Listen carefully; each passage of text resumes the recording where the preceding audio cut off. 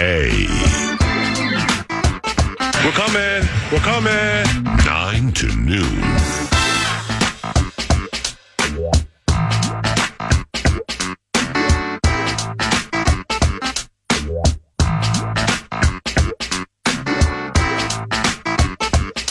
Ben Leber, sideline analyst for the vast and ever-expanding Minnesota Vikings radio network. Also, Twin Cities Live. He's on the TV each and every weekday, 3 to 4:30 on Channel 5, TCL. Yeah, you know we. And follow him as we do on Twitter, as 9 to noon encourages you to do via the tweet machine. It is at Nacho Leber, at Nacho Leber. Good morning, Ben. How are you? Good morning. I'm doing great. How are you doing? Excellent. Thank you, brother. Good. Remember when I mentioned benleber.com so much? You actually had to revamp the website, and now we never say it at all. I know. You know, that was those are the days when I was still doing my podcast, which I really miss doing, but I take comfort in knowing that I really just don't have the time for it. Right. But it was what went with it. It's like, I was all over at Nacho Leber, at Nacho Leber. Then you had a little side conversation with me. And then now all of a sudden it's benleber.com, benleber.com. Well, I wanted to People were flooding it. And then you were like, dude. I wanted to make like one landing page for all the stuff, It's like you just want to make it streamlined for everybody to have just one landing page. And now since I don't do the podcast thing anymore, and I don't really have outside of X and Instagram, like, people are on those all the time anyway, so I don't really need the website. But it was like, dude, we're saying the website so much that I actually had to have people revamp it for me to make it a more attractive and more accessible landing page. You got to refresh it, right? It's like, well, we haven't mentioned it in a year. It's like curb appeal on your house, man. When you got people coming over, you're like, better go clean up the front yard. Oh, so wonderful. Coming up today on Twin Cities Live, as the Vikings head to Jacksonville to play the Jaguars, we focus on the proper sunscreen to apply coming from the north to the 85-degree sun in Florida. Twin Cities Live starts now. How about with the Green Bay Packers? How about old Preston Smith telling the Packers weeks ago he wanted out? I mean, Preston Smith kind of begged out of Green Bay, and he got that trade, I believe, to Pittsburgh. He got traded to Pittsburgh with Tomlin's 3-4, so he's going to book in T.J. Watt. That one caught me off guard a little bit when I learned yesterday that, Preston Smith had his first practice with the Steelers, so then he did his first interview, and he basically was like, no, I asked out. Like 3 weeks ago, I told him, this Hafley thing, it ain't it. So it's just not, I'm near the end of my career, man. So I'd like to go play in a 3-4. And by the way, props to all involved in this thing. Agents, Preston, Packers, Steelers, the whole thing. Props to all involved for leaking nothing and nobody getting dumb on social media during what we now know is about 3 weeks of Preston Smith begging his way out of Green Bay. Yeah, it's pretty incredible. I mean, he must have, I don't know all the ins and outs, but with 2.5 sacks this year for him, he must have just felt like it's not fitting him. Whatever the scheme is, he obviously knows there's a little bit of youth behind him, and it's like, all right, you're not using me to my best of my abilities, and I'm just like, as you laid out, I know that I'm getting to the end of my career that let me go out there and just try to go out as high as I can and be utilized and max out this body as much as I can. And so, he goes from, one good team to another good team, although I think he's leaving probably a team that's maybe a little more solidified right now. But, I don't know. I guess they got Russell Wilson playing pretty well, as much as I hate to admit it. Well, with that Preston Smith press conference he had yesterday with the Steelers, one of the things he talked about when he was asked about what do you like about the Steelers, he said, that's what this team is all about, defense and breaking hard. Now,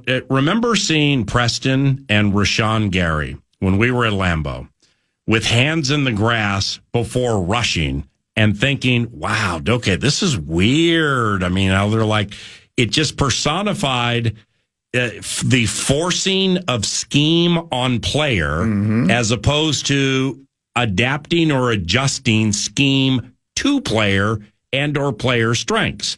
I mean, maybe it's changed and maybe they're not mixing that 4-3, 3-4, 3-4 hybrid with floaters. Maybe they're mixing all that stuff.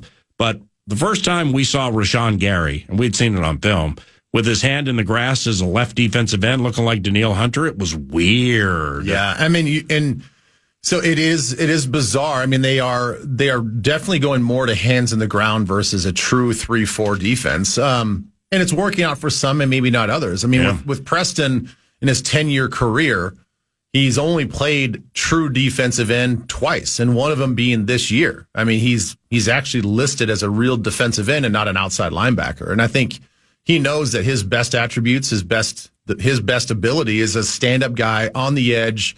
That's where he feels he has the best get off and he can play the run very well. So this does happen quite a bit. Now, you don't always have the wherewithal or the clout, I guess, to walk up to management and be like, I'm out.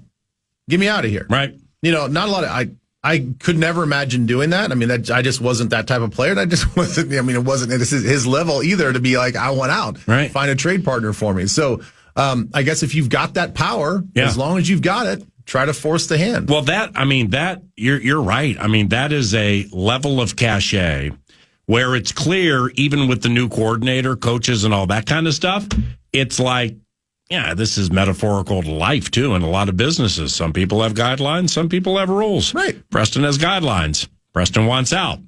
Okay, well, what if we say no? We're not going to let Preston out. Well, then all of a sudden the guy with the guidelines, then all of a sudden he gets to act how he wants to act. Yeah, you get a little pouty. Well, or either that or, I got an earache. I got a back thing. I'm going to be a hold in here. I got an earache, man, and it ain't about money. This 4-3 thing, it ain't it, my man. All right, well, okay, so that's with Preston Smith, because that was an eye-opener to me when they traded him. Rashawn Gary has 2.5 sacks, and he's on pace for just under 5. So, I mean, I'll say it for a final time. Do they still do this fourth? I mean, what are we doing here with like I was negative on Gary early in his career. I didn't think he got it. He made a lot of mistakes, but he turned it around, and he's a menacing presence as a pass rusher, super strong too. He's on pace for like 4 3/4 sacks, maybe 5. Preston Smith begged out. What are we doing here? I don't know. I mean, they have to figure that out, because if they are using Rashawn Gary as well in more of a standard 3 or a 4-3 with his hand on the ground, that's not his spot. Right. I mean, Preston's a big person. He's a big man. Like he can be true defensive end if his mindset was there. Rashawn Gary, to me, based on the way he's built and the way what I've watched him, he's not a hand on the ground guy. Right. I mean, he is. Now, look, he's not as little as like a Dwight Freeney, but I mean, he's kind of that build where that's a wonderful comp. He is fast and lightning quick off the edge out of a 2-point stance, and but his strength is unbelievable. Yeah, he's slithery, he's strong. They need to figure out a way to get that guy more productive and more disruptive. Meanwhile, 23 minutes ago at FM 100.3 KFAN, when looking at the game calling depth chart, might have been I don't know, 39 minutes ago during Vikes Bites, I guessed, with Trevor Lawrence limited at practice, that I bet you they play Trevor Lawrence. Then about 4 minutes after that, Ian Rappaporta tweets, as Jaguars quarterback Trevor Lawrence, left shoulder, continues to get treatment and weigh options for the future, sources say he's considered unlikely to play Sunday versus the Vikings. Oh my gosh. That's a heavy hitter right there, Rappaport. Sources saying unlikely to play in this game. Damn. I know that's an official report that just came out from a very credible person, but I still put the chances of him playing high. Yeah, well, I put it at about 65%. Yeah, I would go into this thing knowing that he will probably play, and if you have to face Mac Jones, then you face Mac Jones. Mac Jones, though. Right. It's his non-throwing shoulder. Yeah. I don't know. Unless it's completely torn up, we would know that by now. Mm-hmm. I think that whatever he's dealing with, even if let's just say it's an AC joint situation where it's like, oh, it's very painful, man. Like, yeah, you stretched or tore some ligaments in that AC joint, or you've got a little bit of a rotator cuff issue going on. Like, dude, suck it up. Yeah. It's your non-throwing shoulder. What if you're 2-7 and you're making all that cash and you're just thinking this thing's a complete L? Let's just get him healthy and ride with Mac. If who's making all that cash? The quarterback? Quarterback, Trevor Lawrence. yeah, he's making a lot. Yeah. Well, then you paid the wrong guy. You paid the wrong guy. I mean, if he and if the Jaguars, to take that another layer, if they're like, you know what, he probably could play, but we're 2-7 and we need to get a super high draft pick. Rob, you've done that a million times the last 5 years. I can't say I put together a game calling depth chart, which is about 40% complete, that has it has 2 first overall picks in the draft. You got a bunch of high ones, a bunch of ones in the 20s, a bunch of second rounders in the 30s. I mean, they have a bevy of high draft picks on this team. Yeah, and that's not a bad thought, though. I mean, you're 2-7. You have us this week. You have the Lions next week, and then you host the Houston Texans the following week. Mm-hmm. You're going to probably take 3 L's. So you're going to be 2-10. Right. You've got a banged up quarterback who I don't think should be their starting quarterback. I think Trevor Lawrence is a guy to me that Are you going to say it? Mac Jones is better than Trevor Lawrence? No. Okay. Nope, not saying that. But they shouldn't have given him $250 million. They should not have given him that contract. He is not he's not a franchise building quarterback. Right.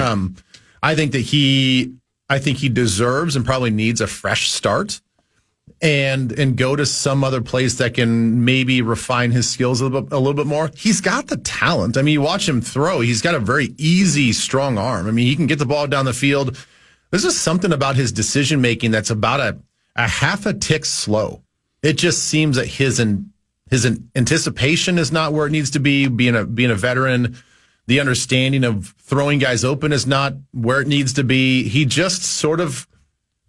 just okay. I think he's just a slightly above average quarterback, and I don't think that you pay a guy that much money to be a slightly above average quarterback. Well, and PA hit a little depth chart deep dive, those 27 fumbles you were talking about, PA. So from even like a security standpoint beyond that, that's a massive issue, and it's insane to see how much cash he got. He's dropped it 27 times the last 2.5 seasons. 27 times. I mean, he hasn't lost them all, but holy cow, is that a fat number. Cashy went limited. To go to full, you got to go limited. To go to play in the game, you got to go full. On with that Cashy at today's practice. Maybe tomorrow go full. You know more about this than me. Limited could be on the Mike Hughes Memorial practice field doing push-ups adjacent to the team drills. That could be limited. He was out there, and he was limited. Full is your part of the bit. I mean, you're part of the Thursday bit where, like Thursdays, generally speaking, that's the most important practice of the week, right? Thursday in modern, depending on the team that you're playing. Mm-hmm. Now this is going to be, I mean, they've got some injuries at running back as well. Who knows what's going to happen with that? But this will be probably more of a passing situation, even though they don't have Christian Kirk and whatever. Right. So Cashy went limited. Let's go Cashy. Yeah. Thursdays typically are the third down, the passing days. But if you're playing the Baltimore Ravens, I would say your Wednesday practice is pretty important. You got to get out there and see what Derrick Henry and the blocking scheme looks like. And your guy Ricard leading through the hole. It was all over the place the other night. I saw it 4 times. It's 570 pounds of beef coming at you full stride. It's unbelievable. It's something I've never seen. Yeah. It's like old school 80s, 1980s football. Okay, well, then let's take it a step farther here. I mean, and this is a weird game to play, and teams generally don't play it. If you get the intel that Lawrence ain't playing and it's Mac Jones and Bigsby and ETN are both messed up and 1 or 2 won't play, let's say it's that, they're down to a third guard in one of their spots. Yep. You got all the intel from Cam Robinson on how to slow Trayvon Walker. We'll deal with with Hines Allen. We'll put that on Brian O'Neill. But if you think, wow, I mean, we'd really have to bleep up 19 things to lose this game, maybe you sit Cashy another game. It's possible. Maybe you sit Cashy. It's possible. Or you use this game as, let's have him and Grugier Hill just kind of split reps. Right. Or this could be the game where we turn whatever frown needs to turn upside down from road games or close games, and you just get out there and beat somebody by 40. Oh, I would love that. Yeah, that'd be great. mean, I actually... I don't want to get overconfident on this thing, but I definitely think this should be a comfortable win for the Minnesota Vikings. Me too. They got to go out there and prove it, but there's a lot of things stacked up against the Jacksonville Jaguars. And we're in no position right now. We started feeling ourselves after the game last week, but we have to keep this thing rolling, man. Like, you have to rebuild that confidence, rebuild that momentum. We have these 3 games in front of us that we should on paper win. Now you have to go out and do it. Good teams do that. Good and great teams will go out and take these guys, take them behind the woodshed, beat them up, and say, like, okay, give me the next one. Yes, sir, because the Lions, the Lions might be favored to win the Super Bowl. They're one of the top 2 favorites. I've said this 8 million times, but it matters. Might be the best overall team in the NFL. When Stafford goes full strength with Nakua, Kupp, and Kyron Williams for the play action, they're a handful, and they won again after beating the Vikings. And by the way, when that group was full strength earlier this season, they went to Ford Field and almost beat the Lions. Game went to overtime, and they're running up and down the field on Brian Branch and Kirby Joseph and Terry and Arnold and all these nice players. So when these Rams go full strength, they're tough to beat. Class drop, Indianapolis got the money. Another class drop here. Yeah, I tell you what, though, you talk about the Rams, and we had thankfully we sort of saw it was starting to pick up, getting Nakua and Kupp back. But we talked about it during that shortened week, getting ready to go out there to L.A. That young defensive front, right? My goodness. Yeah, the Kobe Turner bit. I mean, he requires 4 hands almost every play. Jared Verse and the other guy. I mean, yeah, the other Florida State guy. The other Florida State guy. I mean, they are unbelievably good for being such a young defense. So hats off to them. And they, if they can get consistent offensive play, that's going to be a really tough team down the stretch. Ben Leber, at Nacho Leber via Twitter, television today and tomorrow, weekdays, 3 to 4:30. It's Twin Cities Live on Channel 5. Nacho Leber, yeah, we. Kevin O'Connell is using Brandon Powell and Trent Sherfield Sr. before Jalen Naylor, but giving Jalen big chances at key times. I'm digging this approach. Well, listen, I think we had... correct me if I'm wrong. We had 9 or 10 guys catch a football the other day. There was at least 9. And that's the beauty of having all of this depth and having these guys ready to go. We've heard it from Addison. We've heard it from JJ. We've heard it from other wide receivers that if you want to be a wide receiver in Kevin's offense, you have to know everything. You have to be very smart because they move everybody around. You have to know all the positions, no matter if you're the slot. No matter if you're the third guy, inside and you're next to the tight end, like you have to know those routes. You have to know the number 2 routes. You have to know the number 1 routes on both sides. And so I think it's a testament that all these guys can be ready. And, some guys it's taken a little while to probably get to that trustworthy mode. I mean, even Jordan Addison, I'll put him right up there. Yeah. He wants to talk about all this free 3 stuff and he wants to throw it out there and now deflect it. Like, nah, it's just something I've been saying for a long time. Like, yeah, maybe something that you say when you're not happy with your production. You've said that in the past. So, just because you've said it in the past doesn't mean that there's not real meaning behind it. But part of it, from what I see, is, yeah, you want a free 3. Well, then run the routes the way you're supposed to run them and be trustworthy and be reliable and be where you're supposed to be. That's how you free 3. So if we can get to that mode where he's trustworthy, we know that Justin's trustworthy, and you have these other guys creeping up that they can be used in certain situations like the red zone and all that stuff, man, it's going to be really, really hard to stop this offense. Maybe this week's thematic hashtag Leber is free 3-3. Are we due an Aaron Jones bust out game for like 130 or more? Again, I'm going to err on the humility side and not the overconfident side. Because I look at this Jags defensive front, and I just don't think they're very good. I don't think that their defensive line, I don't think that they... Even Trayvon Walker? I'm talking about the run game. Yeah. I don't think they handle the run very well. Right. The interior part of their defensive line, I think if we're going to make some yardage, I think it can be right through the teeth of this defense. I don't think that they do a great job off of double teams. They often get pushed back. They lose the control at the line of scrimmage from an interior defensive line standpoint. So I could, if I was thinking about this, like, all right, this could be an Aaron Jones type of game. Like our ground game, he very easily could go over 100 yards. But at the same time, and this is my Maple Grove lock and safe, big safe pick of the week. Give it to us. Is their secondary, their pass defense is awful. Yeah. It's just bad. Yeah, with these, I have pressure points coming up at 11 o'clock. I don't have it in front of me right now, but they like the last 3 games, they've given up hits of like 46, 51, 63, a bunch of 30s. I mean, they're giving up deep intermediate to deep every single game. So so I'll add on to that. So 8 of the 9 games they've played, they've given up 100+ passer yards in 8 of those 9 games. Wow. Not passer yards, passer rating. Yeah, passer rating. So that's my lock for this week, is that lock it right now. That Sam Darnold, now he's been fantastic. I think he's only had 1 game where he's been below 100 passer rating, but he will have a phenomenally efficient game. He will be throwing for a lot of yards. He will have a high efficiency rate. And that's just, it fits what he's been doing all year long. It fits what the Jags have been giving up all year long. But I'll add on to that. The Jags just don't blitz. They just don't. Wow. They're one of they might Neither be, did the Colts. They might be the lowest in the league when it comes to blitz rate. Damn. Now, that doesn't mean that they don't blitz on certain money downs and they won't give you certain looks and they won't try to confuse you.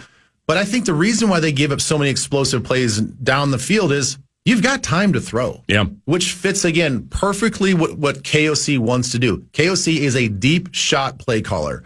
It is nibble, take a shot. Mm-hmm. And so I think we're going to have our opportunities with our speedy guys to get some shots down the field. So I'd expect some explosive plays against the secondary. Okay, so Maple Grove lock and save. It's let's dagger it with like a pointed prediction. Do you believe Sam Darnold will throw for 3 or more touchdowns? See, I struggle with that because, again, I think that our run game should be pretty efficient and pretty effective. So what do we lean on? Now, you look at last week, we struggled in the first half. We were lopsided in our play calling. We had 10 more pass plays than we had run plays last week. Were we left-handed? It became left-handed. That's what I think the definition is. You become left-handed and when you're off kilter. Yeah, off kilter. Yeah. Mm-hmm. Yeah, we did not have our V8 in the first half. Right.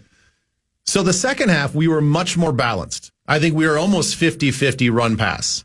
And we ran the ball better in the second half. Mm-hmm. So again, if we can go into this game after the first opening drive, which we are excellent, after the first quarter, which we are excellent, that if we find some balance, it's hard to say that Darnold's going to have 3 passing touchdowns because I think that we could have 2 to 3 rushing touchdowns as well. Here's the reason I ask. 3 passing touchdowns for Sam Darnold would give him 20, which would be a career high.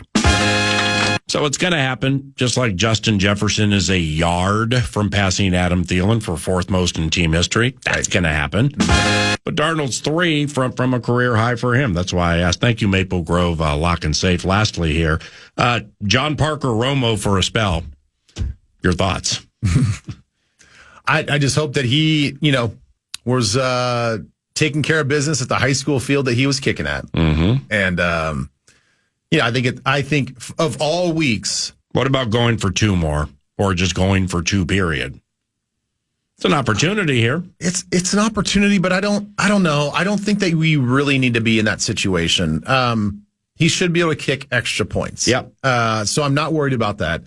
Let's just hope that for all of this that I've been talking and laying this out, that this should be a comfortable win.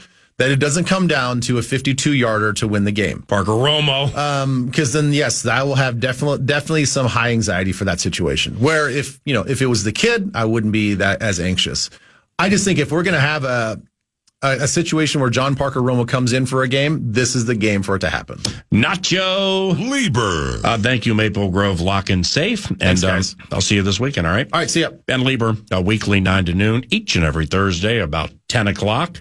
Around the corner, some truncated football conversation into a patented 9 to noon bus bit about 20 minutes from now, featuring Golden Gophers hockey coach Bob Motzko. You're listening to KFAN, your cash thing later. The Fan, along with 2 men in a junk truck, they want to give you a chance to put $1,000 in your hand with the National Cash Contest. Go to KFAN.com and enter the keyword credit.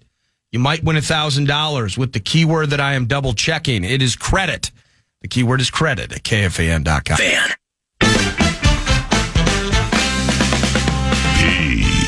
He is I and I is he, Slim with the tilted brim. Good morning, Thursday, 9 to noon, FM 100.3, KFAN, into the second half of the presentation. A patented 9 to noon or 10 to 1 just for fun, AM 1130 KFAN bus bit featuring the Golden Gophers hockey team takes place about 12 to 15 minutes from now, followed by Pressure Points, focusing on the Vikings and the Jaguars. And 1 hour from now, we head to San Jose in Northern California, chat with Russo Radio. We do that weekly on Thursdays. The Wild Hooks, the San Jose Sharks, all 4-8-2 of said squad this evening after the Wolves game at FM 100.3 KFAN. Thursday night football, the Con. Yeah. The Baltimore Ravens opened as 3-point favorites at home against the Cincinnati Bengals. That subsequently has been bumped up to 6. It has. The total opened quite some time ago at 47.5. That's one thing I don't like about scoresandodds.com is the opening line that they show you was like it was from weeks previous or like into the season in some cases. That's what, and I'm going to get to that when we jump. I got a couple of our teams, of course, the NFC North squads. Mm-hmm. But there's one that just stands out like a sledgehammer to my face. Like, that can't be true. It can't be true how this line has moved over the course of the week. Yeah, this ain't college football. Over-unders rarely move up or down 6 or 7 points in the course of 3 days. 6 is heavy, and, I don't know if we're going like old school 6-pack of bits on this thing. I kind of think the Ravens might roll tonight. I mean, you look at the way the Bengals have kind of patched things together, and they're making Chase Brown a thing from the run game standpoint. Now that Zach Moss, I think he's gone for the year, and they just dropped 41 on the Raiders. But I mean, they've won 4 of their last 6. But they won at Carolina, they beat the Giants, they beat the Browns, and they beat the Raiders. Yeah. I mean, they are having their successes are coming against really the dredges of the National Football League. They took, I mean, it was an OT game, right? I mean, it was an absolute shootout thriller when it was in Cincy earlier this season. Yeah. And Lamar tried to give the game away the best he could and still found a way to get that victory. But there's an element to this with the way that they're running right now. The defense is kind of ticking up a little bit and just at least looking confident. They've finally figured out how to get Mark Andrews moving the right direction. And you've said it, like, you don't like the Ducks and the way that Lamar throws it in some respects.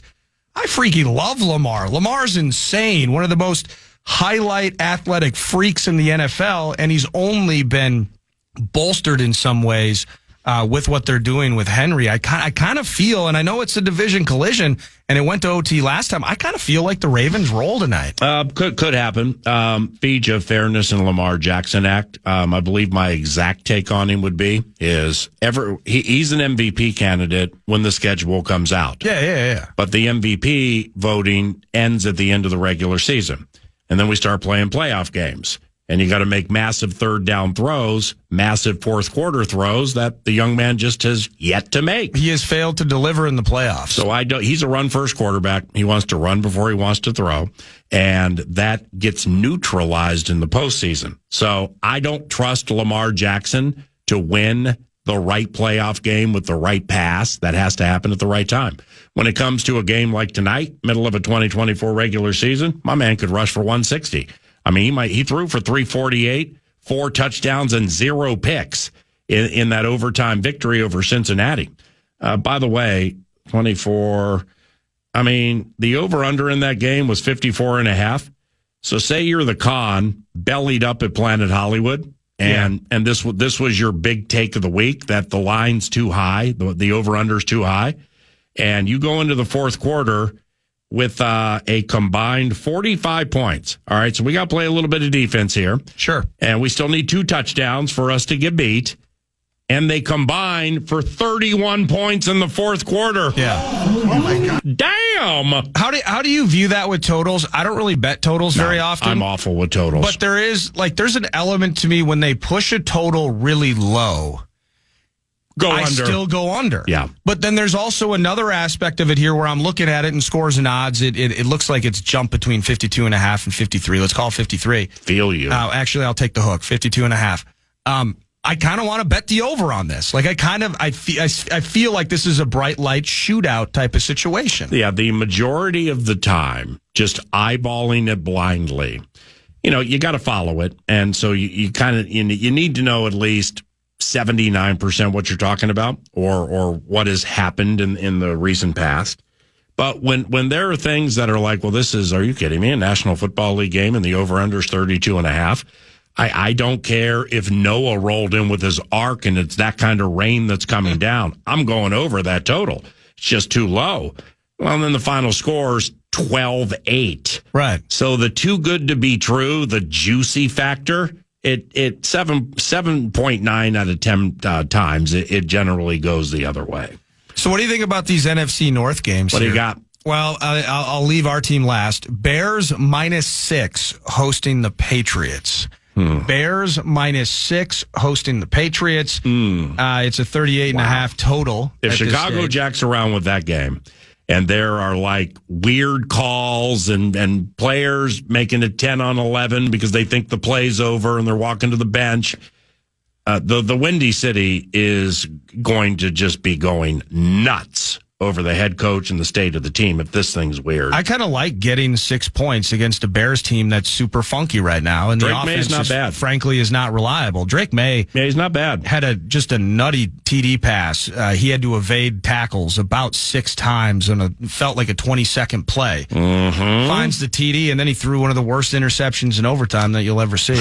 So the good times, bad times with the rookie. Yeah, I've seen happening in New England. I like when he runs. I like some of his passes. It's cute. I mean, it's what Anti-Vike was doing with Bo Nix the first 3 games of the year. Look right, pretending like you know what you're doing. Swing back left. The guy's going to be wide open. We'll get 6, and we'll just move on. I mean, albeit it's not. I don't think it's going to culminate in a playoff appearance for the Broncos. Are you impressed at all? I mean, it stinks to compliment a guy. But you were talking about it last week with Charch, I believe. He has become like a top 10 fantasy option. Again, we're not talking about wins and losses, but Bo Nix has kind of solidified himself into a competent quarterback, I think. Yeah, he has. But it's with Sean Payton. I mean, no matter Bounty Gate, no matter mocking the skull chant or whatever, the unacceptable, inexplicable way he addressed the president of the team, the general manager, Nathaniel Hackett, and when discussing Russell Wilson, I mean, we cannot like the guy because he just seems from afar to be an awful guy, but he's elite when it comes to crafting offense, designing offense, scheming offense, and changing things on a week-to-week basis. Now, this is his first real opportunity to work with a young quarterback in quite some time. And Nix, the way he meshes the intermediate type throws that Peyton schemes open, that he knows he's going to get specifically on first down, and meshes the run when things are taken away. Yeah, but they're doing good work with Bo Nix, and they're 7.5-point dogs at Arrowhead. You see, I mean, the Chiefs, I don't know. I guess I'd need to look at their schedule about going undefeated this year. That Bucs game, I mean, you talk about a team that from about 7 minutes into it, they were like, well, that's awesome. Well, that's great, Levante David. Well, that's great, Antoine Winfield Jr. That's great, Baker. You're not beating us. Okay, it may go over. You ain't beating us. They just knew they were going to win that game every step of the way, and then Mahomes got nicked up and it got a little wonky. But these divisional games, specifically with the Chiefs as big favorites against teams like the Raiders, who beat them at Kansas City last year as a massive underdog, and even a 5-4 Broncos team. I wouldn't play this game, but if I were to play it, I probably would take the anti-Vike plus the points. Let me hit you 30 seconds because we're going to get to the bus bit here. Bus bit. Detroit -3.5 at Houston. Nico Collins, it sounds like he's coming back, but we know about the kiddies. Yeah, this game for me is the NFC North will take care of itself. I'm looking for C.J. Stroud to look like the quarterback everybody keeps telling me he is. Right. And he's smart, and he's cool, man. I mean, I like C.J. Stroud, wouldn't mind having him on the team. He does not overwhelm me anytime I watch him. So this is a secondary you can attack.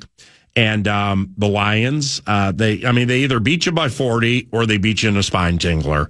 I can't see the Lions not winning this game, but nevertheless, I want to see what C.J. Stroud looks like in that game. My last bit, scores and odds, you mentioned it. Vikes minus 6.5 at Jacksonville. So it's 6.5. But here's what it says. It opened Jags minus 2. Yeah. See, the scores and Where odds. in the hell did that opening number come from? I swear it's they lay out preseason maybe odds for every week during the preseason. Wow. And Okay. I don't know if they take bets on it at scores and odds. I don't know if you can even bet there. But that has to be that. And with this quarterback news and everything, I would expect the Vikings to be prohibitively favored in this game. It's already jumped to 7. Wow. And we do expect, yours truly does expect the Vikings to win. Golden Gophers against Bucky. Do we expect them to leave it with a couple of victories, maybe one, or what's up? Let's call head coach Bob Motzko.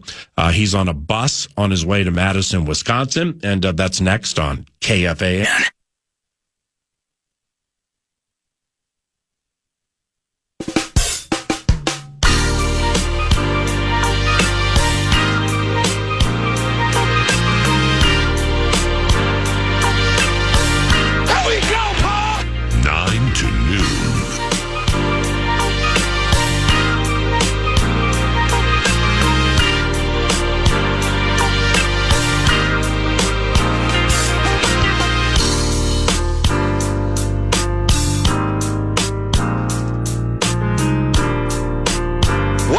Fat is going on with you guys?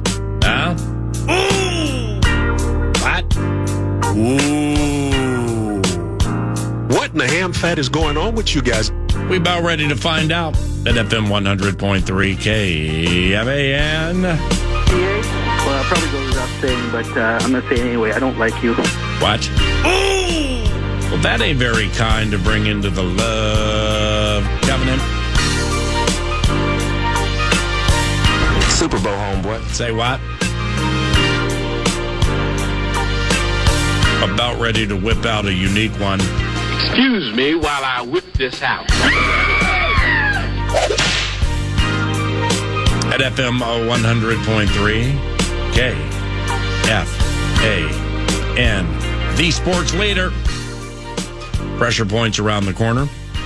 The pressure points provided by Sukup and Sukup.com. Actually will involve alleviating or relieving pressure from something, somebody, and or some team.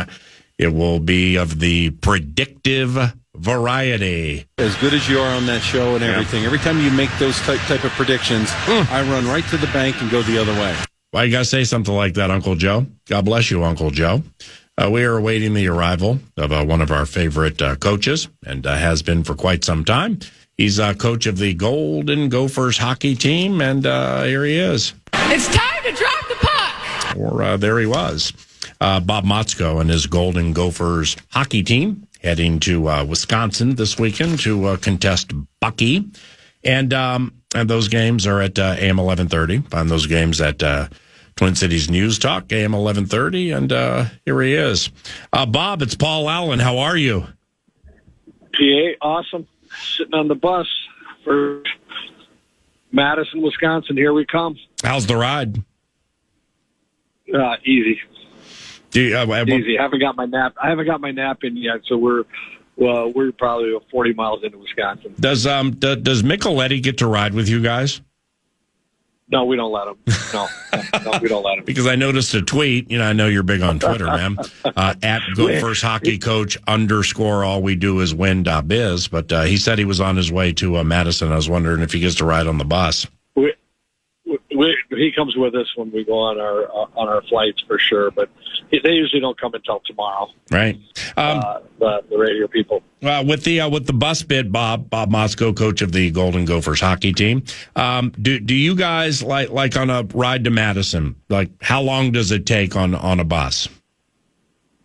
Oh boy, it's not we stop and practice on the way. It's something we started doing a handful of years ago, because when you go on the road, they give you.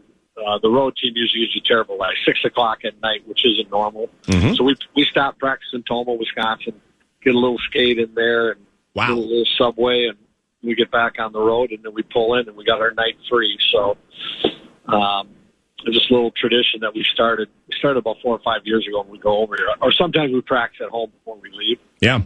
But get a lot of youth kids that'll show up, a lot of youth hockey players in Toma, and they'll come over and ends up being a good skate for us. That would be sweet. I mean, it's sweet already, but I mean, like, if you knew on the drive it was a certain time of the year that you had an outdoor sheet, and then like you surprised the kids and it was all organized and everything, and you had a practice outdoors on frozen pond, I bet you the kids would go nuts, don't you think?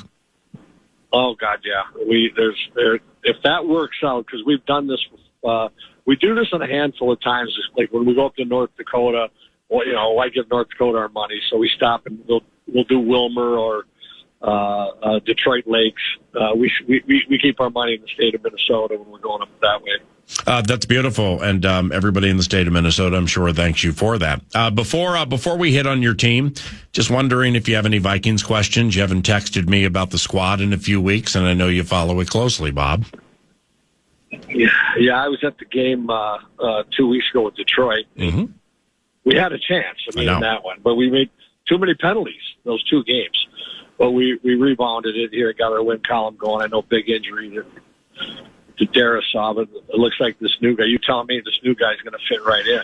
We made the trade for it, right? Well, we're 1 for 1. Yeah, he plays his former team this week, and man, it'd be nice to bump that thing up to like 7-2, and then go on the. I mean, you know, it's difficult winning on the road, period, in any sport. But your favorite football team has some positive things in front of it, and your favorite hockey team. When I say with the Gophers hockey team, Bob Motzko, that things came up pretty easy for your group through the first few weeks. You know, I ain't talking about like everything was a cinch, because it's hockey and puck luck gets to win too. But your sweep of Penn State last weekend, it turned into a bit of a grind both nights. How did you see it, and what do you like? Well, we had that last year. We played them in the playoffs in our building, and it was the same thing. And you know, when you kind of have two coaching staffs that keep going back and forth at each other, you kind of learn each other. And we had one of those crazy ones last year to knock them out of the playoffs. So we scored in the last minute, or a minute 20 to go. And the same thing, you know, this last week we scored with 26 seconds or 27 seconds to go.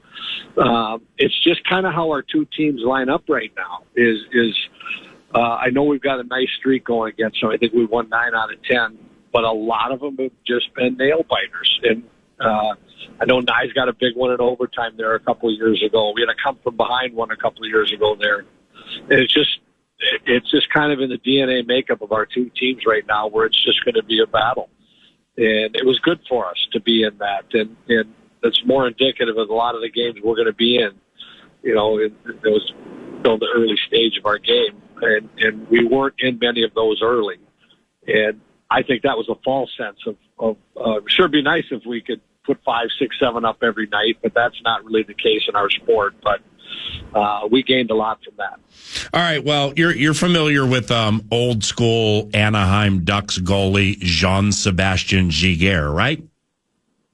Yep, I remember it. Yep. Yeah. Well, now we know where his pads went. Those giant pads. They went to the Penn State goalie. I mean, holy cow! The pads on that goaltender were massive. Did you think about checking on him? Well, he's a big kid. You know, he's a transfer that came in from UConn, and we have Matthew Wood, who came from UConn, and Matthew told us he's a really good goalie.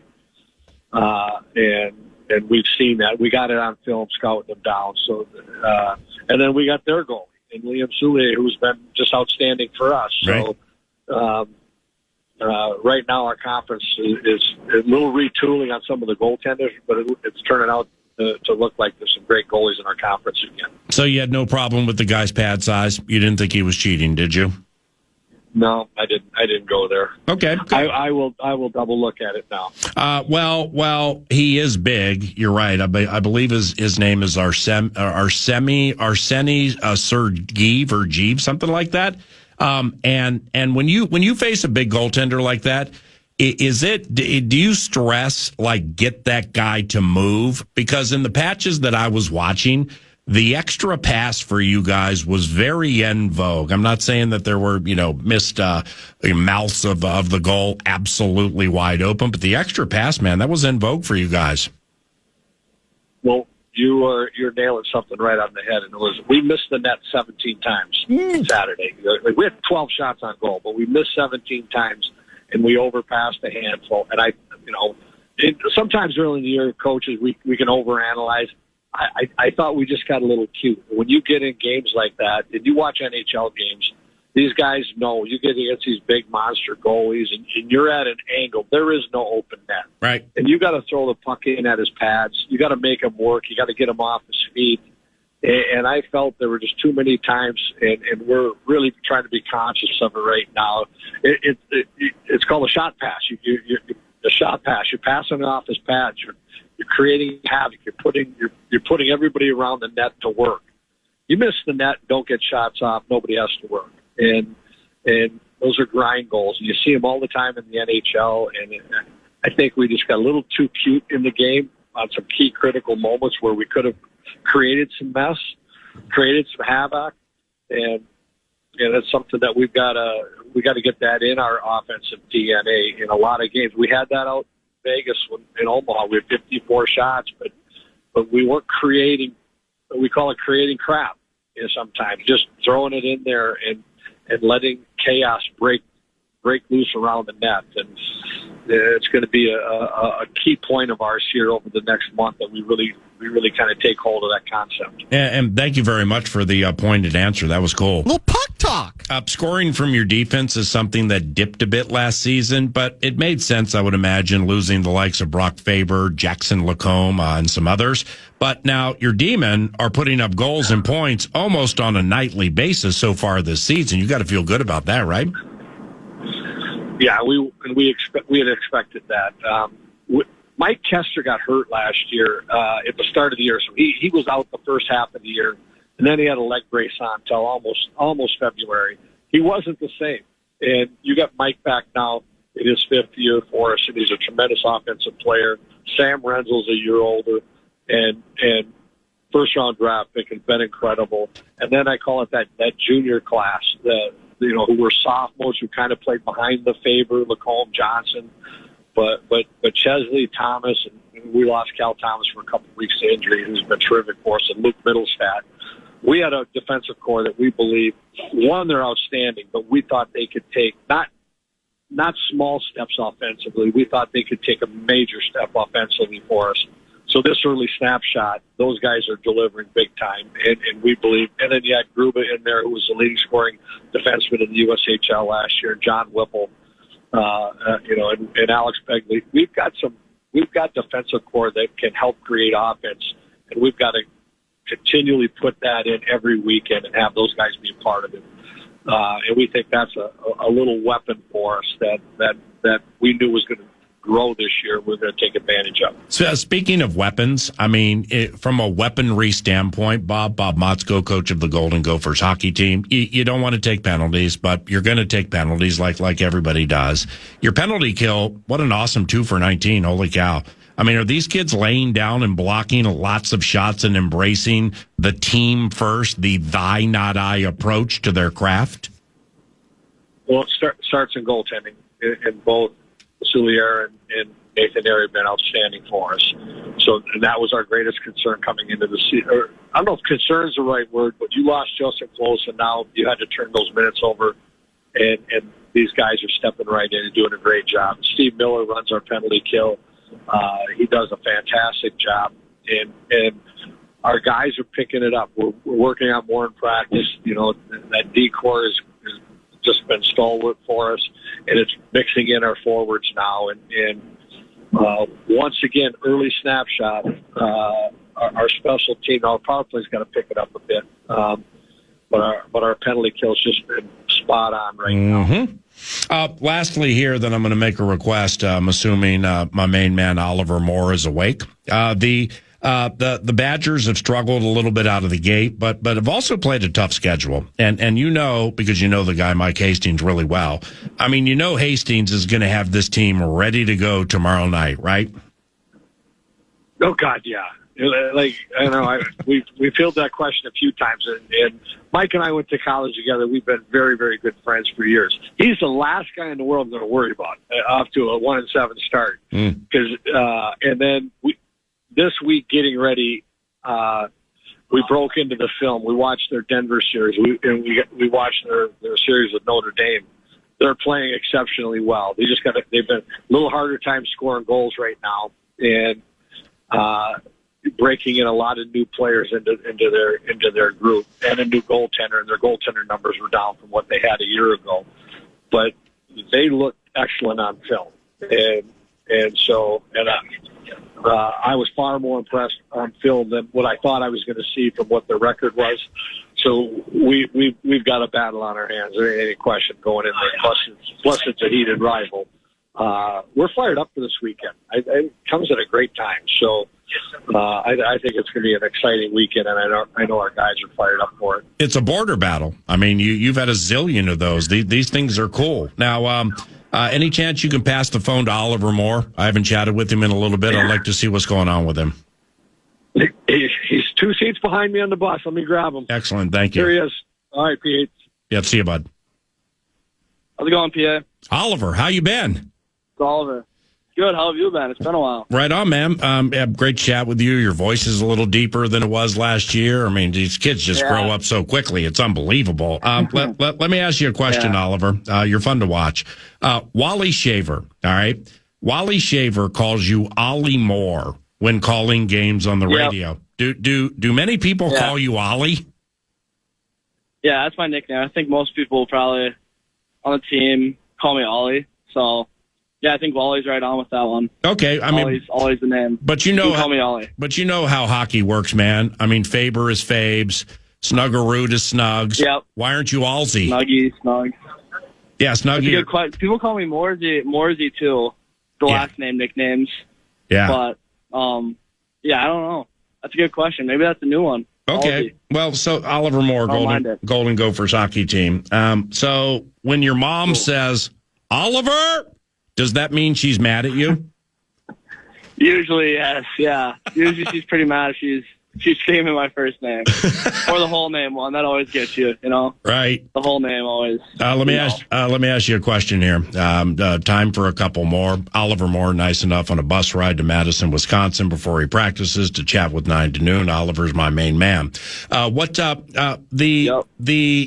athletes cafeteria on campus, all right? What's the exclusive athletes cafeteria like? And here's why I ask.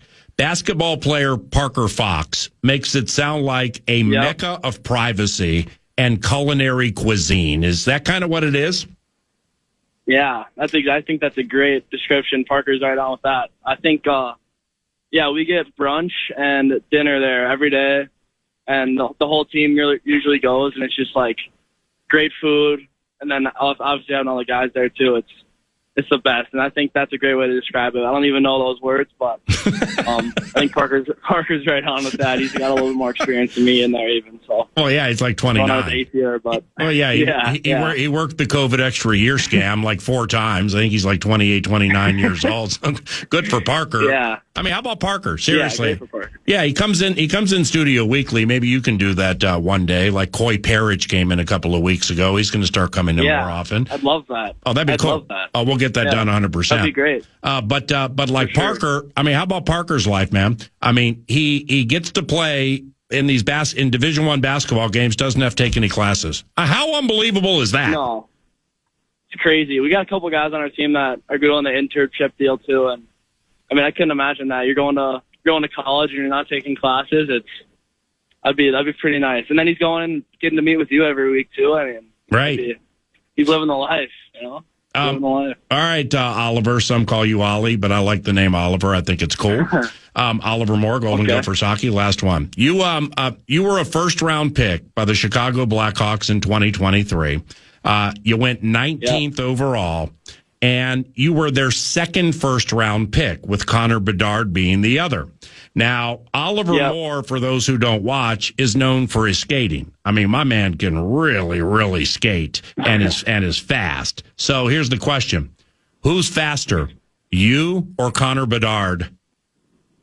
That's a great question. I think I've actually never skated with him before, which is pretty crazy, but I think I'd love to get in a race with him at some point, maybe down the line here, but I'll take myself in a race against him. I don't know if he's exactly known for his speed, so yeah, I mean, I'll take myself. You'd be an That's not what hockey's about. Though, I ain't taking a shot at you, but you'd be an underdog because of his name, and he's in the NHL. And it's not like I'm talking betting to a Division I athlete, but if you're the underdog, I'm betting on Oliver Moore with that speed. Thank you, PA. Appreciate it. All right, my brother. I'll get your phone number through either media relations or Bob, and we'll get you in studio sometime, Perfect. and we'll mix it up in the next few weeks. All right. Yeah, let's do it soon. Thanks, PA. Thanks for having me. Appreciate you, bud. See you later. Oliver Moore with the Golden Gophers hockey team, beloved Ollie, and Bob Motzko with a bus bid courtesy of FM 100.3. KFAN. The Fan, along with two men in a junk truck, want to give you a chance to put $1,000 in your hand with the National Cash Contest. Use the keyword BILLS at KFAN.com. Might win $1,000. The keyword is BILLS at KFAN.com.